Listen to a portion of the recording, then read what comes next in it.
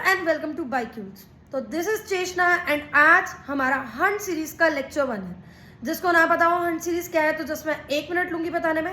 Hunt series basically हम आज से यानी कि 20th मई से स्टार्ट कर रहे हैं, जिसमें रोज शाम को 7 बजे हम यूट्यूब पे एक लेक्चर अपलोड करेंगे जो कि कंटिन्यू होगा ह्यूमन फिजियोलॉजी से। तो आज का लेक्चर है लेक्चर नंबर 1, ह्यूमन फिजियोलॉजी का first lecture, breathing and exchange of gases.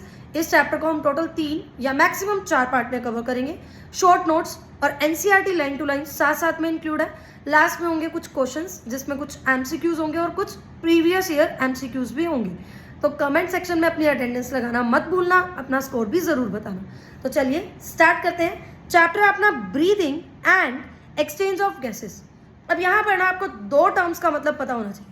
पहली टर्म है अपने पास ब्रीथिंग। ब्रीथिंग का मतलब क्या है? ये जो हम सांस अंदर ले रहे हैं बेसिकली ऑक्सीजन को इनहेल कर रहे हैं और सांस बाहर छोड़ रहे हैं बेसिकली कार्बन डाइऑक्साइड को एक्सेल कर रहे हैं। बस इसी को प्यार से हम ब्रीथिंग बोलते हैं। अब कई लोग ना बच्चों ब्रीथिंग और रेस्पिरेशन को एक ही चीज समझ लेते हैं। इवन एनसीईआरटी ने भी इंट्रोडक्टरी पैराग्राफ में ब्रीथिंग और रेस्पिरेशन को एक ही चीज बताया, पर इसमें थोड़ा सा डिफरेंस है। वो डिफरेंस क्या है? देखो, ब्रीथिंग के दौरान आप जो भी ऑक्सीजन इनहेल करते हो, रेस्पिरेशन में आप यही ऑक्सीजन को यूज कर फूड का ब्रेक डाउन करते हो। फूड का ब्रेक डाउन क्यों करते हो? ताकि यहाँ पर एनर्जी रिलीज हो और ये एनर्जी हम ट्रैप करते हैं एटीपी की फॉर्म में, और यही एनर्जी हम यूज करते हैं अपने लाइफ प्रोसेसेस को परफॉर्म करने के लिए। तो इतनी सी बात है कि breathing is the process by which gaseous exchange takes place, यानी ये जो हम ऑक्सीजन इनहेल करते हैं और कार्बन डाइऑक्साइड एक्सहेल करते हैं। Whereas respiration is the process where organisms break down complex food to release energy। इसी को साथ साथ एनसीईआरटी में पढ़ेंगे ताकि हमारा कुछ भी छूटे नहीं। तो लिखा हुआ है एज यू रेड अर्लियर, जैसे कि आपने पहले पढ़ा है, oxygen is utilized by organisms to indirectly break down simple molecules like glucose, amino acids, fatty acids to derive energy to perform various activities। जैसा कि हम पढ़ते आ रहे हैं, ऑक्सीजन को हम किस लिए यूज करते हैं? ताकि हम फूड के कुछ एलिमेंट्स जैसे कि ग्लूकोज मतलब मॉलिक्यूल्स जैसे कि glucose, amino acids, fatty acids, इनको तोड़ सके। क्यों? ताकि हमें एनर्जी मिले और इस एनर्जी को हम वेरियस एक्टिविटीज को परफॉर्म करने में यूज करेंगे। फिर लिखा है carbon dioxide which is harmful is also release during above catabolic reaction. अब देखो, यहाँ से आपको ये तो पता चल चुका है कि जो रेस्पिरेशन है वो एक कैटाबॉलिक प्रोसेस है। कैटाबॉलिक प्रोसेस क्या है? जिसमें कुछ चीज ब्रेक डाउन हो रही है, कोई चीज टूट रही है। ठीक है, तो वो ये कह रहा है कि इस कैटाबॉलिक रिएक्शन के दौरान कार्बन डाइऑक्साइड जो कि एक हार्मफुल गैस है, ये भी प्रोड्यूस होती है। तो अब ये प्रोड्यूस होती है तो इसको रिमूव होना भी जरूरी है। It is therefore evident that O2 has to be continuously provided to the cells, यानी यहाँ से हमें पता चलता है कि O2 को कंटिन्यूसली सेल्स को प्रोवाइड करना पड़ेगा और CO2 जो प्रोड्यूस होगी इन सेल्स में, इसको रिलीज आउट होना पड़ेगा।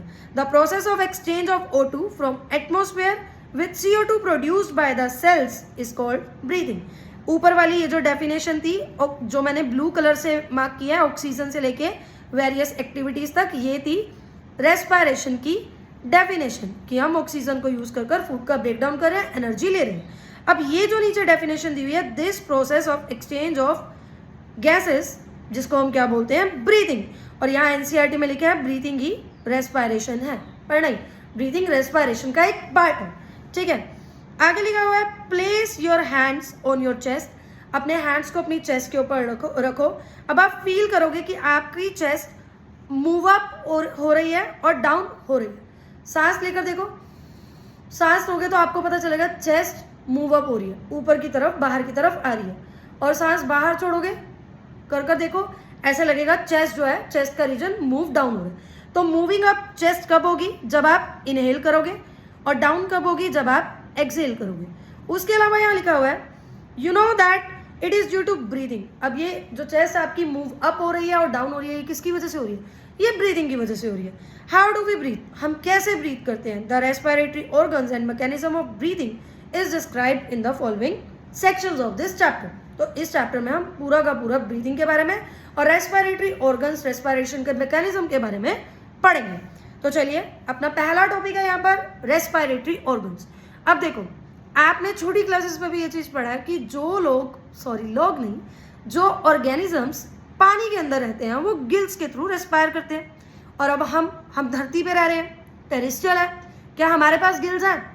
तुम्हें बायो ना आती हो पर इतना तो तुम्हें पता होगा कि हमारे पास गिल्स तो नहीं है।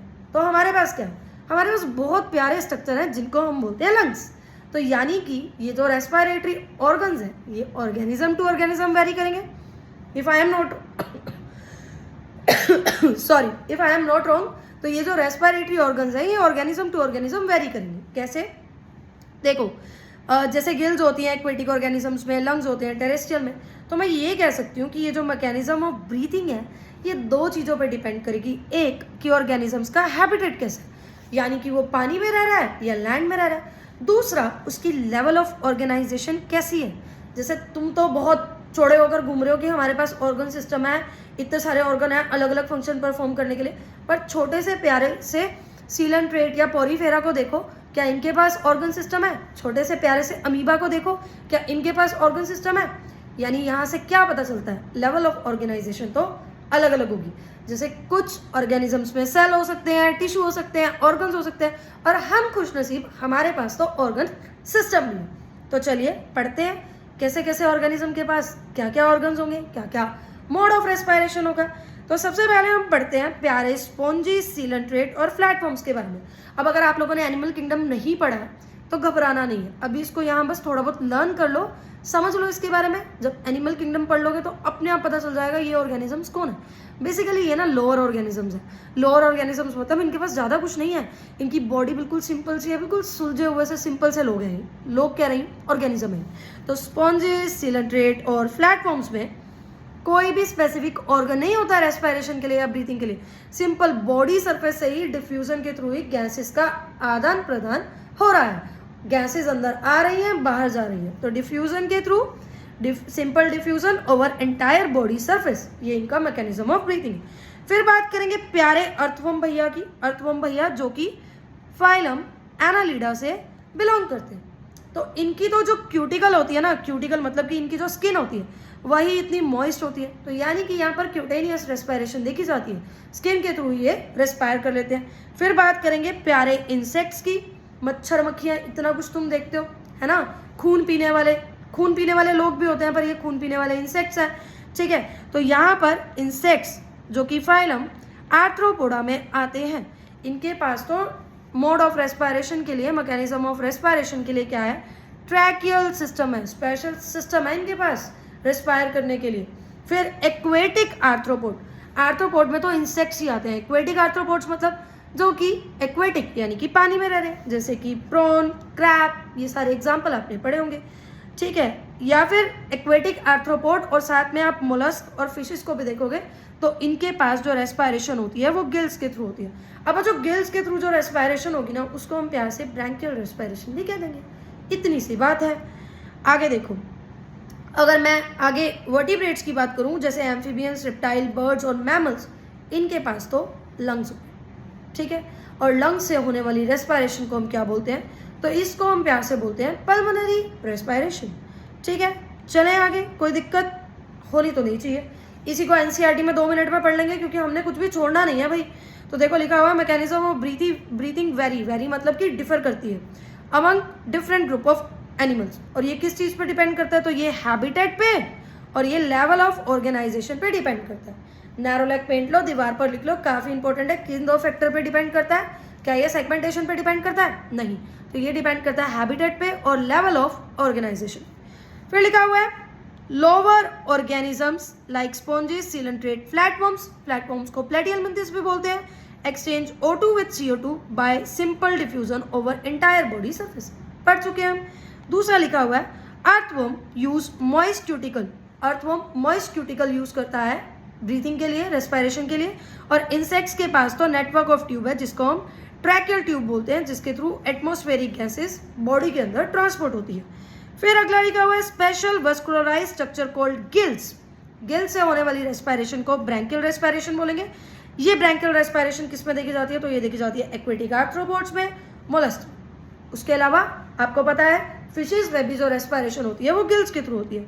फिर देखेंगे कि कुछ ऑर्गेनिजम्स वस्कुलराइज्ड बैग्स यानी कि लंग्स, जिसको पल्मोनरी रेस्पिरेशन भी बोलते हैं, ये यूज करते हैं। ऐसे ऑर्गेनिजम्स टेरेस्ट्रियल होते हैं यानी कि धरती पर रहते हैं, जमीन से रहते हैं, जमीन से जुड़े हुए व्यक्ति।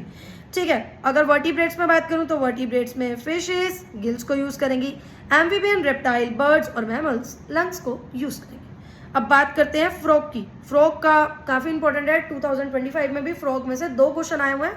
तो फ्रॉग्स में कैसे हो रहा है, फ्रॉग्स कैसे रेस्पायर करें, तो यहाँ लिखा है amphibians like frogs can respire through moist skin, यानी यहाँ पर क्यूटेनियस रेस्पायरेशन भी देखी जाती है। पर जब आप फ्रॉग वाला चैप्टर पढ़ोगे तो आपको पता चलेगा कि फ्रॉग अगर वाटर में रह रहा है तो ये क्यूटेनियस रेस्पायरेशन करेगा, वाटर में रह रहा है। और जब ये समर स्लीप, कौन सी स्लीप, समर स्लीप, सिर्फ तुम्हें थोड़ी गर्मियों में सोना पसंद है, समर स्लीप पे होगा, तब भी ये क्यूटेनियस रेस्पायरेशन के थ्रू रेस्पायर करेगा, यानी कि स्किन के थ्रू रेस्पायर करेगा। कितना आसान है।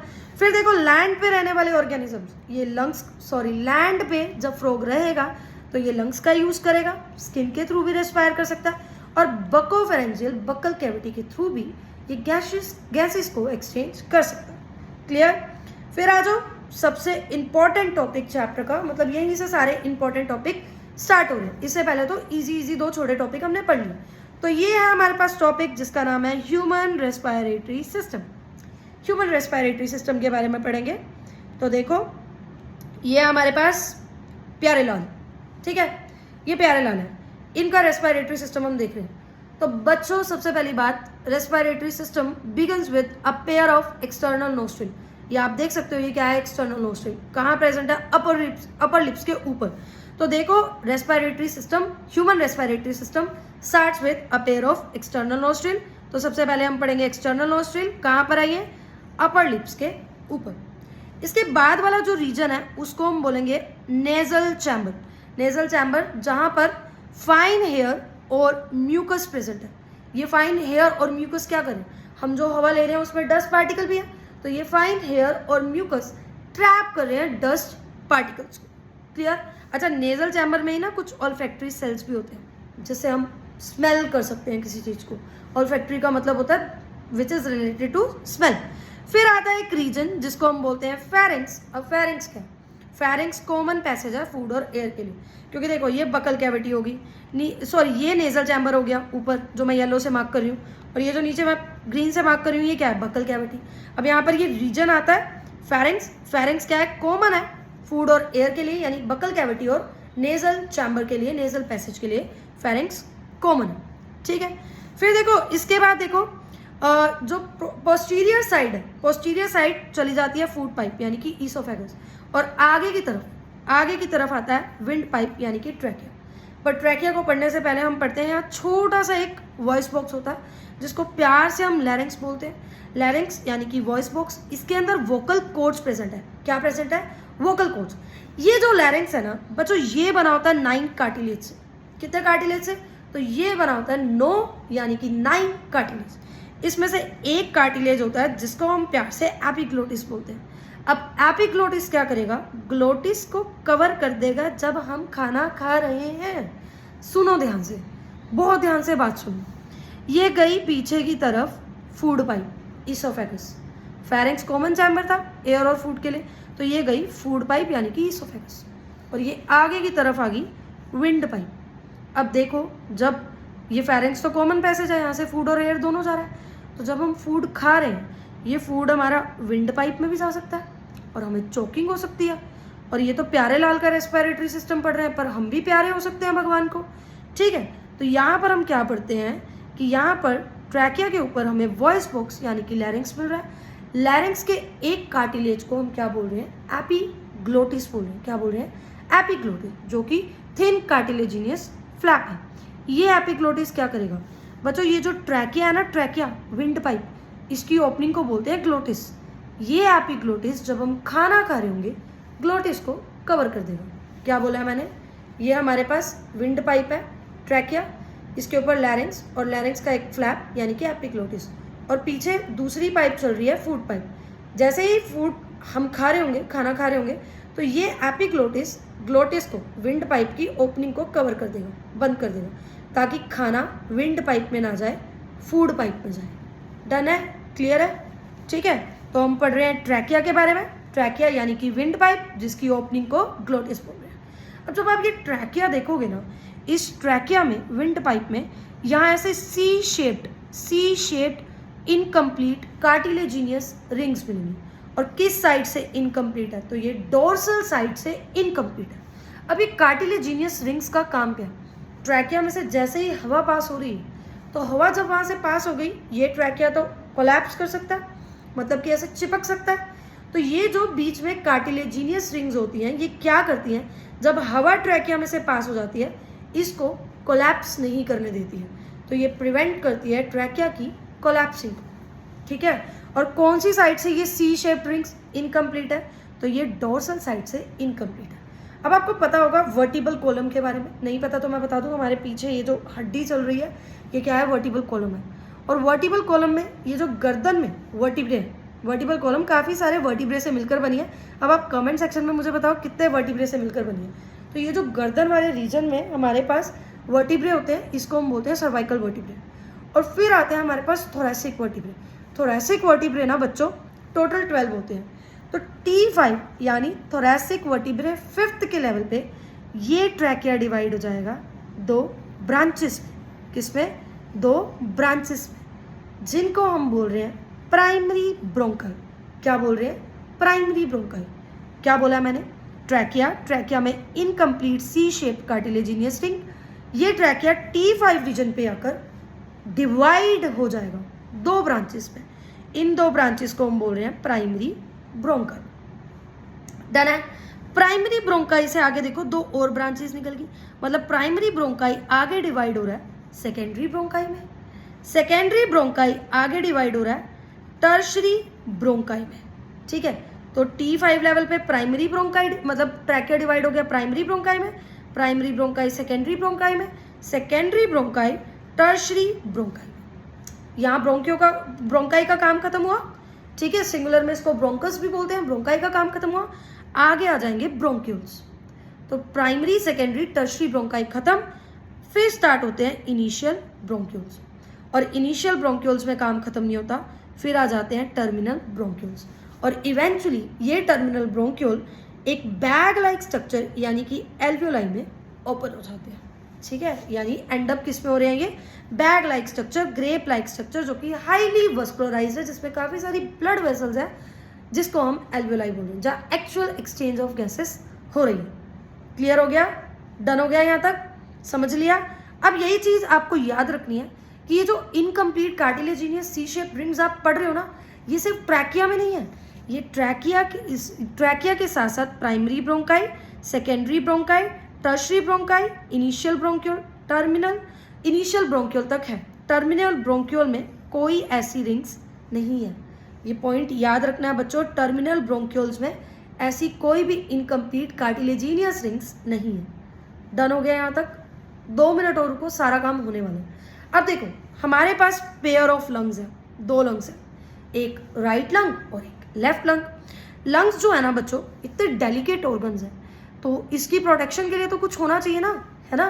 तो इसकी प्रोटेक्शन के लिए होती है प्लूरल मेम्ब्रेन। कौन सी मेम्ब्रेन? प्लूरा मेम्ब्रेन, जो कि एक डबल मेम्ब्रेन है। इनर प्लूरा, जिसको हम विस्क्रल प्लूरा बोल रहे हैं, जो डायरेक्ट लंग्स के कॉन्टेक्ट में, और ये जो लंग्स पड़े हुए हैं ये थोरैसिक चैम्बर में पड़े हुए हैं। ठीक है। तो आउटर प्लूरा थोरैसिक चैम्बर के कॉन्टेक्ट में। डन। और इन दोनों प्लूरल मेम्ब्रेन के बीच में एक फ्लूइड भरा हुआ है, जिसको हम प्लूरल फ्लूइड बोलते हैं। ठीक है। डन हो गया? यहाँ पर यहाँ तक ये सारा डन। और लंग्स के बीच में ही हार्ट प्रेजेंट है। हार्ट लेफ्ट साइड टिल्टेड है, लेफ्ट लंग की तरफ टिल्टेड है, इसलिए हम बोलते हैं कि हमारा लेफ्ट लंग है ना थोड़ा सा छोटा है राइट लंग से, क्योंकि यहाँ पर देखो हार्ट की अकोमोडेशन के लिए एक ऐसे नोच प्रेजेंट है। इस नोच को बच्चों हम बोलते हैं कार्डियक नोच। क्या बोलते हैं? कार्डियक नोच। नीचे लंग्स के नीचे डायफ्राम प्रेजेंट है। जब आप सांस लेते हो या सांस छोड़ते हो तो आपको कोई चीज़ ऊपर नीचे होती हुई महसूस होती होगी, वो डायफ्राम ही है। उसके बारे में भी डिटेल में पढ़ेंगे। डायफ्राम काफ़ी थिन है और स्मूथ मसल से बना हुआ है, इसी को हम फ्रेनिक मसल्स भी बोलते हैं। क्या बोलते हैं बच्चों? इसे फ्रेनिक मसल्स भी बोलते हैं। तो स्ट्रक्चर तो हमने देख लिया, अब रीड करेंगे इसको फटाफट से एनसीईआरटी से। तो देखो क्या लिखा हुआ है। लिखा हुआ है ह्यूमन रेस्पिरेटरी सिस्टम के बारे में। We have pair of external nostrils above our upper lips. हमारे अपर लिप्स के ऊपर 2 एक्सटर्नल नोस्ट्रिल है। It leads to nasal chamber through nasal passage. अब ये इवेंचुअली अपर जो एक्सटर्नल नोस्ट्रिल है ये कहाँ लीड कर रही है, ये खुल रही है नेजल पैसेज के थ्रू नेजल चैम्बर में। The nasal chamber opens into pharynx, और इवेंचुअली नेजल चैम्बर फेरिंग्स में ओपन होगा। फेरिंग्स क्या है, वो पोर्शन जो कॉमन है फूड और एयर के लिए, दोनों के लिए, ऊपर हम समझ चुके हैं। The pharynx opens through larynx region into trachea. Pharynx कहाँ खुल रहा है, फेरिंग्स ट्रैकिया में खुल रहा है लैरिंग्स रीजन के थ्रू, यानी लैरिंग्स से होता हुआ ट्रैकिया में खुल रहा है। ठीक है, लैरिंग्स इज कार्टिलेजिनियस बॉक्स, यानी लैरिंग्स कंप्लीटली कार्टिलेज से बना हुआ, और ये साउंड प्रोडक्शन में हेल्प करता है, इसलिए इसको हम साउंड बॉक्स भी बोल देते हैं। Done. During swelling the glottis can be covered by thin elastic cartilaginous flap called epiglottis. अब यहाँ पर तो कंप्लीट नहीं लिखा है, पर मैं आपको कंप्लीट बता चुकी हूँ कि लैरिंग्स जो कि 9 कार्टिलेज से मिलकर बना हुआ है, एक कार्टिलेज है एपिग्लोटिस, और एपिग्लोटिस क्या कर रहा है, ग्लोटिस को कवर कर रहा है। ग्लोटिस क्या है, ओपनिंग है विंड पाइप, विंड पाइप की ओपनिंग को ग्लोटिस बोलते हैं। ये ग्लोटिस के ऊपर, ये ग्लोटिस जो है कवर हो जाता है एपिग्लोटिस से। एपिग्लोटिस से किस टाइम, जब हम फूड को स्वेलो करें ताकि चोकिंग ना हो। डन है जी यहाँ तक। फिर चलते हैं हम आगे। लिखा हुआ है trachea is a straight tube. Trachea straight tube है। स्ट्रेट ट्यूब कहाँ तक है, मिड थोरैसिक कैविटी तक, क्योंकि उसके बाद तो T5 लेवल पे ये किस में डिवाइड हो जाएगा, राइट और लेफ्ट प्राइमरी ब्रोंकाई में भी। हर एक bronchi, each bronchi undergoes repeated division to form secondary and tertiary bronchi and bronchioles. ठीक है, ending in very thin terminal bronchioles. Lastly क्या है, टर्मिनल ब्रोंक्यूल। ये सारे हम ब्रांचेस देख चुके हैं। The trachea, primary, secondary and tertiary and initial bronchioles are supported by incomplete cartilaginous ring. लेकिन जो टर्मिनल ब्रोंक्यूल्स हैं वहां पर कोई भी कार्टिलेजिनियस रिंग्स नहीं होगी। ठीक है, और इवेंचुअली टर्मिनल ब्रोंक्यूल्स किस में ओपन अप हो रही है, बैग लाइक वस्कुलराइज स्ट्रक्चर में, जिसको एल्वियोलाई बोल रहे हैं। अब ये बहुत इंपॉर्टेंट यहाँ पर एक लाइन है, इसको ध्यान से पढ़ेंगे। ये लाइन में क्या लिखा हुआ है, the branching network of bronchi, bronchioles and alveoli comprises of lungs. Lungs में क्या क्या आ रहा है, तो लंग्स में ब्रांचिंग नेटवर्क ऑफ ब्रोंकाई, मतलब ये प्राइमरी, सेकेंडरी, टर्शरी ब्रोंकाई, फिर ब्रोंक्यूल्स, इनिशियल और टर्मिनल ब्रोंक्यूल्स, और एल्वियोलाई, ये सब मिलके लंग्स बना रहे हैं। ठीक है, वी हैव 2 लंग्स, हमारे पास एक पेयर ऑफ लंग है, यानी 2 लंग्स है, जो कि डबल लेयर प्लूरा से कवर्ड है, और इन दोनों लेयर्स के बीच में प्लूरल फ्लूइड है, जो कि फ्रिक्शन रिड्यूस करेगा लंग्स के सरफेस पे। Outer pleural membrane close contact में है थोरैसिक चैम्बर के, और inner pleural membrane close contact में है लंग के सरफेस पे। मैंने बताया आउटर प्लूरा को हम पेराइटल प्लूरा भी बोलेंगे, और इनर को विस्कुलर प्लूरा भी बोलेंगे। अब तक आपको लेक्चर समझ आया तो फटाफट से एक बार पोस्ट करके कमेंट सेक्शन में बता दो हाउ इज द जोश गाइस। ठीक है, क्योंकि फटाफट से आज तो फर्स्ट डे है, हमने स्पीड पे अपना 3 मंथ्स के अंदर बायो को कंप्लीट करना है, 360 मार्क्स सेव करने हैं, ताकि लास्ट में हमें टेंशन लेने के लिए ये ना हो कि यार कम से कम 360 आ जाए। लास्ट तक हम फिजिक्स केमिस्ट्री में ढंग से मेहनत कर पाए, इसलिए फटाफट से लो हैंगिंग फ्रूट्स यानी बायोलॉजी को खत्म करेंगे। यही डायग्राम जो मैंने ऊपर आपको बताया है, ये डायग्राम यहाँ दिया हुआ है, यहाँ पर स्टार्ट किया हुआ है एपिग्लोटिस से। देखो ये लैरिंग्स है, वॉइस बॉक्स, इसका एक कार्टिलेज क्या है, एपिग्लोटिस। फिर ट्रैकिया, ट्रैकिया जो कि स्ट्रेट ट्यूब है, जो कि इनकम्प्लीट कार्टिलेजिनियस रिंग से कवर है। T5 लेवल पे जाके ये ट्रैकिया डिवाइड हो जाएगा प्राइमरी ब्रोंकाई में, और आगे secondary, tertiary, initial, terminal bronchiole. Terminal bronchiole में रिंग्स नहीं होंगी, बाकी सब में होंगी, और ये टर्मिनल ब्रोंक्यूल एंड अप हो रहे हैं grape like, bag like structure में, जिसको एल्वियोलाई बोल रहे हैं। 2 लंग्स है, यानी यहाँ पेयर ऑफ लंग्स है, कवर्ड है प्लूरल मेम्ब्रेन से। नीचे क्या है, फ्रेनिक मसल्स यानी कि डायफ्राम। डन है, चले आगे। ये याद रख लेना, bronchi, bronchioles and alveoli comprises of lungs. अब देखो पूरे के पूरे रेस्पिरेटरी सरफेस को ना, रेस्पिरेटरी जोन को हमने 2 जोन्स में डिवाइड किया हुआ है, और वो 2 जोन्स कौन से हैं, एक है कंडक्टिंग जोन। तो बच्चों ये जो एक्सटर्नल नोस्ट्रिल से लेकर टर्मिनल ब्रोंक्यूल्स तक तुम पढ़ते हो ना, ये कंडक्टिंग जोन है। कंडक्टिंग जोन मतलब एयर को सिर्फ कंडक्ट करवा रहा है, ला रहा है भेज रहा है, ला रहा है भेज रहा है। ठीक है, एक्सचेंज नहीं करवा रहा है। तो कंडक्टिंग जोन मतलब कि एक्सटर्नल नोस्ट्रिल से लेकर टर्मिनल ब्रोंक्यूल। इसका फंक्शन क्या है, एयर को बॉडी टेम्परेचर, बाहर से तो एयर गर्मियों में बहुत गर्म हवा, लू, और सर्दियों में बहुत चिल्ड हवा, तो बॉडी टेम्परेचर तक इस एयर को लाने का काम किसका है, कंडक्टिंग जोन का है। दूसरा, humidification of air. Humidification of air मतलब कि एयर के अंदर मॉइस्चर ऐड करना, और लास्टली डस्ट पार्टिकल को ट्रैप करना। ठीक है, डन है, ये काम था कंडक्टिंग जोन का। एक्सचेंज जोन में सिर्फ रेस्पिरेटरी ब्रोंक्यूल्स, टर्मिनल ब्रोंक्यूल के बाद आते हैं रेस्पिरेटरी ब्रोंक्यूल, एल्वियोलर डक्ट और एल्वियोलाई आते हैं। ठीक है, तो ये एक्सचेंज पार्ट में आते हैं और इसका काम क्या है, एक्सचेंज ऑफ गैसेस का, गैसेस को एक्सचेंज करवाने का। चलो फटाफट एनसीईआरटी से रीड करेंगे। मेरे को पता है तुम बोर हो रहे हो, बोर नहीं होना है, क्योंकि इवेंचुअली पूरा साल तुम्हारा जो काम नहीं हुआ 11th पे उसको तुम +2 के साथ साथ मैनेज कर रहे हो शॉर्ट टाइम में, वो भी नोट्स के साथ, एनसीईआरटी के साथ, क्वेश्चन के साथ। इतने इजी वे में कहीं नहीं मिलेगा, इतनी शॉर्ट फॉर्म में भी कहीं नहीं मिलेगा, तो इसलिए घबराना नहीं है। थोड़ी देर और बैठो, यहाँ तक आए हो तो आगे भी चलो। ठीक है, तो हम पढ़ रहे हैं the part starting with external nostril. External nostril से टर्मिनल ब्रोंक्यूल तक को हम कंडक्टिंग जोन बोलते हैं, और एल्वियोलाई और उसकी डक्ट्स को हम रेस्पिरेटरी एक्सचेंज पार्ट बोलते हैं। ठीक है, डन है।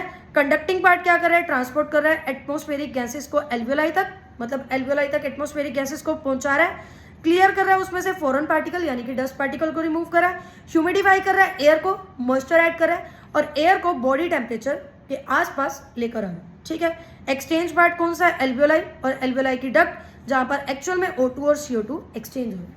डन है जी, चलें जी आगे। ठीक है, फिर देखो आज का अपना बेसिकली ये लास्ट टॉपिक है, इसके आगे के टॉपिक हम कल करेंगे। ठीक है, क्योंकि हमने लेक्चर को शॉर्ट ही रखना है। तो देखो अगला है हमारे पास लंग्स। ये कह रहा है कि जो लंग्स है ना हमारे पास, ये एक चैम्बर में सिचुएटेड है। उस चैम्बर को हम प्यार से बोलते हैं थोरैसिक चैम्बर। अब ये जो थोरैसिक चैम्बर है ये एनाटॉमिकली एयर टाइट चैम्बर है।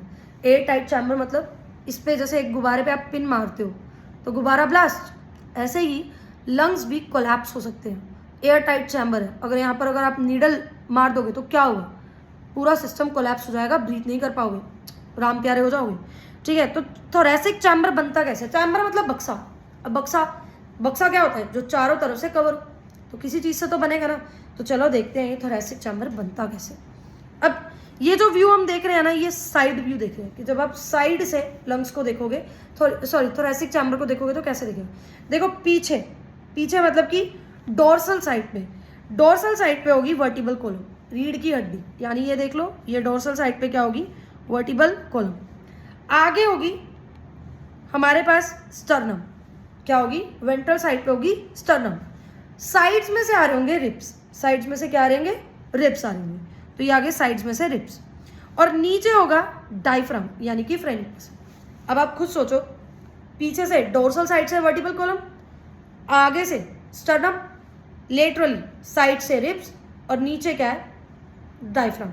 मतलब पीछे वर्टिबल कॉलम, आगे स्टर्नम, साइड से रिब्स आ रहे हैं और नीचे डायफ्राम है, और ऊपर यहाँ से फिर ट्रैकिया एंटर होगा। और इसी के बीच में हमारे प्यारे क्या पड़े हुए हैं, हमारे प्यारे लंग्स पड़े हुए हैं। ये बन गया अपने पास थोरैसिक चैम्बर, इसी के अंदर लंग्स सिचुएटेड है। ठीक है, तो लिखा हुआ है the thoracic chamber is formed by, कैसे बन रहा है, dorsally vertebral column, ventrally sternum, laterally ribs, lower side से डोम शेप्ड डायफ्राम। अब इस एनाटॉमिकली टाइट चैम्बर के अंदर हमारे लंग्स पड़े, और इवेंचुअली जब हम ब्रीथ करते हैं ना, हम अपने लंग्स की वॉल्यूम को चेंज नहीं करते हैं, ये थोरैसिक चैम्बर की वॉल्यूम चेंज होती है, जो हमारे लंग्स की वॉल्यूम, जो मतलब थोरैसिक चैम्बर की वॉल्यूम जो है वो चेंज होती है, जो हमारे लंग्स पे रिफ्लेक्टेड होती है। पढ़ो इस लाइन को, क्या लिखा हुआ है, the anatomical setup of lungs in thorax is such that any change in volume of thoracic cavity will be reflected in the lungs that is pulmonary cavity. कोई भी वॉल्यूम का चेंज जो कि थोरैसिक कैविटी में हो रहा है वही रिफ्लेक्ट होगा पल्मोनरी कैविटी में, यानी कि लंग्स के अंदर।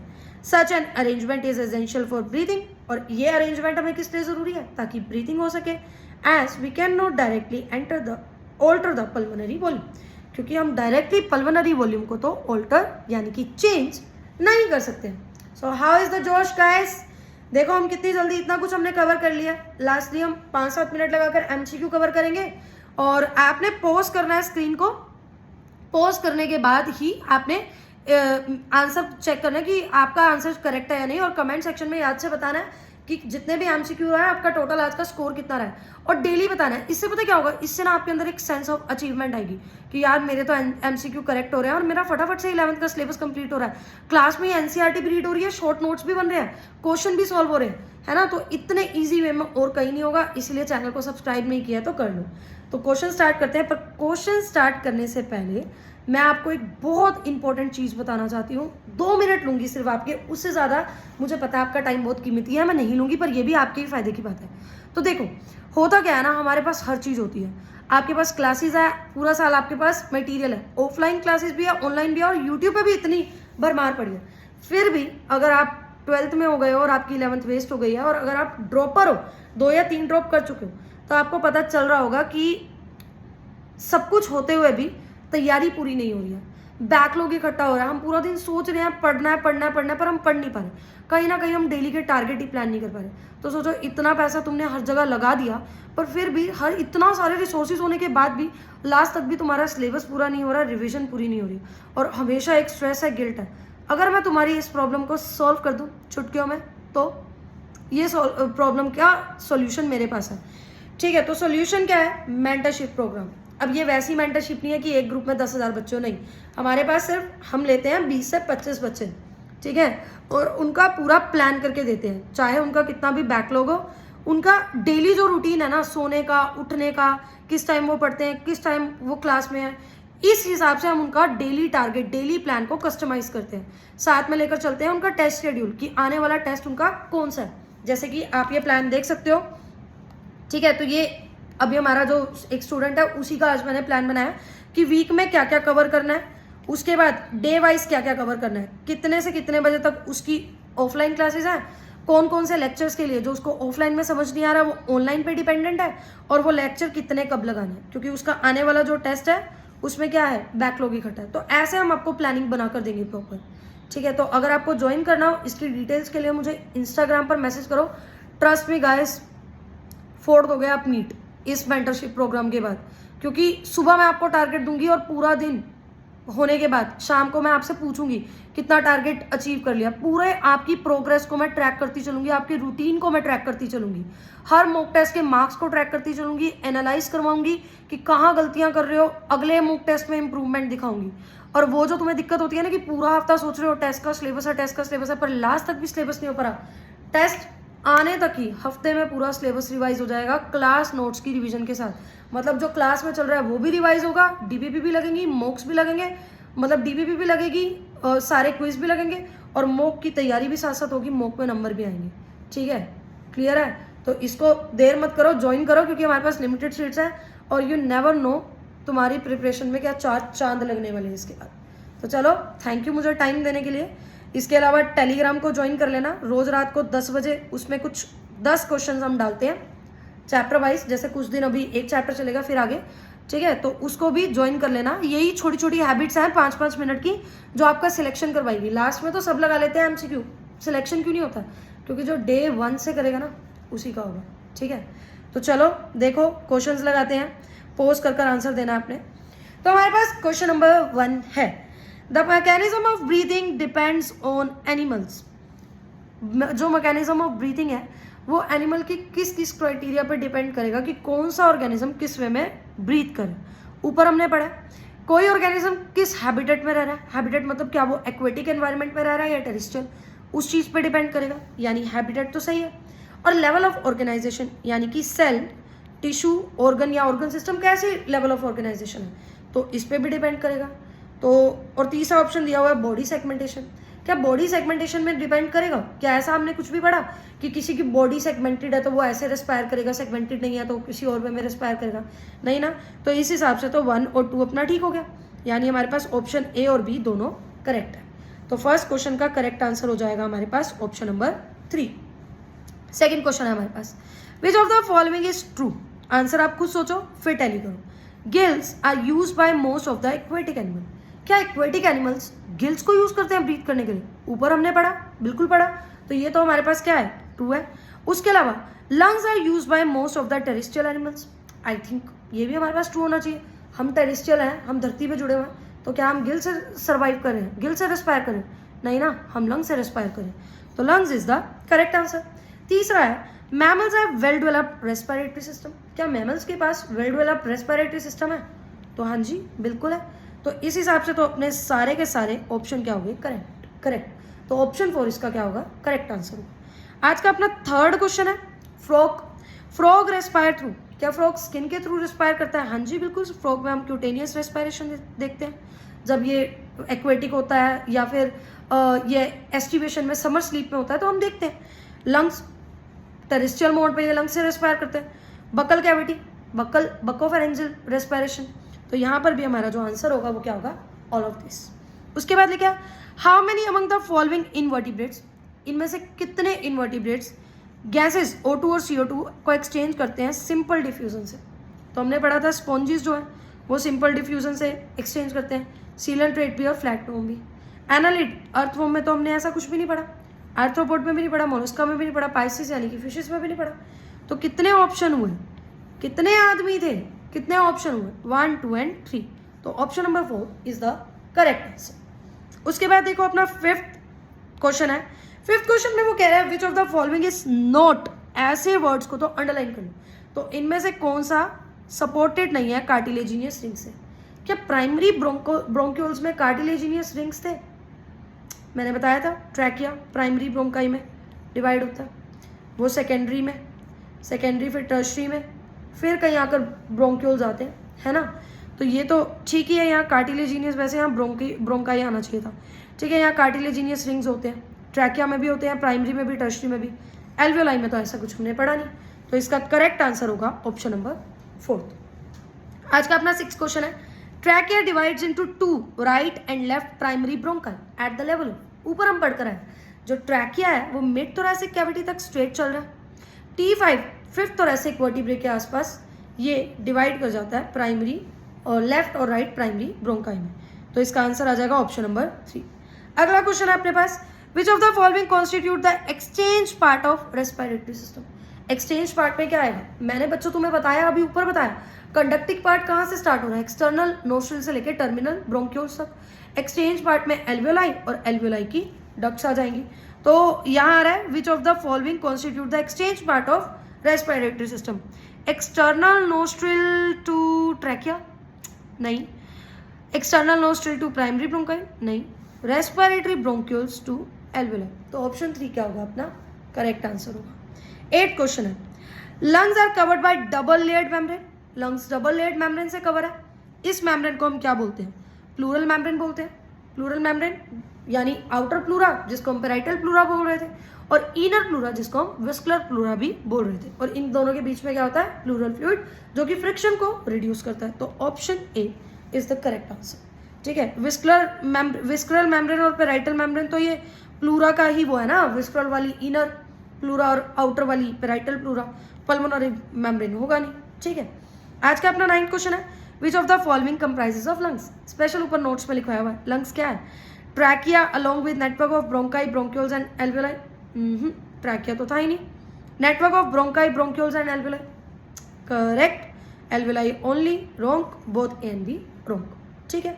आज का अपना 10th क्वेश्चन है, which of the following is the function of conducting part of respiratory system. Conducting part जो कि एक्सटर्नल नोस्ट्रिल से टर्मिनल ब्रोंक्यूल तक है, इसमें क्या क्या है, तो ये इसका क्या क्या फंक्शन है। पहला फंक्शन है clear the foreign particle, dust को रिमूव कर रहा है, ठीक है। दूसरा फंक्शन है ह्यूमिडिफाई एयर, मॉइस्चर ऐड कर रहा है। तीसरा फंक्शन है brings air to body temperature, ये भी करेक्ट है। तो all of this will be the correct option. अगला है, which of the following is true for diaphragm except. क्या डायफ्राम एक मस्कुलर स्ट्रक्चर है, बिल्कुल स्मूथ मसल से बना हुआ है, इसको फ्रेनिक मसल्स भी बोलते हैं, मसल भी बोलते हैं डायफ्राम को, तो ये तो करेक्ट है। फाउंड इन ऑल वर्टिब्रे, सभी वर्टिब्रे में मिलता है, ये भी करेक्ट है। Help in breathing, urine elimination and child birth, होता है क्या, नहीं, तो इनकरेक्ट ऑप्शन बताना था, 3rd इनकरेक्ट है। फिर भी करेक्ट ऑप्शन भी पढ़ लेंगे, it is a dome shaped in normal condition, that is correct. तो हमें इनकरेक्ट ऑप्शन बताना था, ऑप्शन नंबर 3 हमारा क्या हो जाएगा, आंसर हो जाएगा। विच of the following is the part of thoracic chamber. Thoracic chamber कैसे बनता है, किससे बनता है, क्या बताया था, डोर्सल साइड से वर्टिबल कॉलम, वेंट्रल साइड से क्या आएगा हमारे पास, स्टर्नम, साइड से लेटरल साइड से क्या आ रहा है, रिब्स, और नीचे क्या है, डोम शेप डायफ्राम। तो रिब्स आ रही है, वर्टिबल कॉलम आ रहा है, हाँ जी, डायफ्राम आ रहा है, स्टर्नम आ रहा है। तो आंसर क्या हो जाएगा, आंसर हो जाएगा ऑल ऑफ दिस। इसी के साथ हमारा फर्स्ट लेक्चर खत्म होता है। आने वाले 2 लेक्चर्स में या मैक्सिमम 3 लेक्चर में ये चैप्टर खत्म, नोट्स खत्म, एनसीईआरटी खत्म। अब आपने देख लिया होगा, साथ साथ रनिंग नोट्स जरूर बनाएंगे, अदरवाइज इसमें सब इंक्लूड है, question, NCERT line to line, notes, PDF ले लेना, टेलीग्राम चैनल में डाल दिया है, PDF डाउनलोड कर लेना। इसके अलावा तुम्हें कोई भी चीज़ की ज़रूरत नहीं है। देखो डे वाइज मैं डेली PDF डाल दूंगी और जैसे ही चैप्टर कंप्लीट होगा मैं फुल PDF भी एक साथ डाल दूंगी। उसको सेव करना, सारा साल उसमें रीड करना। 50-60 तो क्वेश्चन होंगे बीच में, ठीक है। NCERT सारी होगी लाइन टू लाइन, साइड्स में शॉर्ट नोट्स होगी कि जल्दी जल्दी पढ़ सको, और लास्टली ये करके आप अपनी मॉड्यूल वगैरह लगा सकते हो। तो कमेंट सेक्शन में भाई बहुत मेहनत लगी है मेरी, कमेंट सेक्शन में अपने प्यारे प्यारे रिव्यूज़ देना और चैनल को सब्सक्राइब कर लेना। और इसी के साथ एक और फ्री इनिशिएटिव भी है, रात को डेली 10 बजे 5-7 मिनट लगेंगे, करो भाई वो क्विज लगाओ। तुम्हें नहीं पता डेली जब तुम ऐसे क्विज लगा रहे हो कितना तुम्हें मज़ा आने वाला है और क्या तुम्हारी परफॉर्मेंस इंक्रीज होने वाली है। और D-Day पे देख लेना, ये मेहनत काम आएगी। बच्चों लास्ट में तो सब रो लेते हैं, सब कर लेते हैं, फर्स्ट डे से करो तो बात है। और मेंटरशिप प्रोग्राम, लिटरली ऐसी मेंटरशिप नहीं मिलेगी, आजमा कर देख लेना, ठीक है। तो अगर ज्वाइन करना हो इंस्टाग्राम पर मैसेज करना। Thank you so much.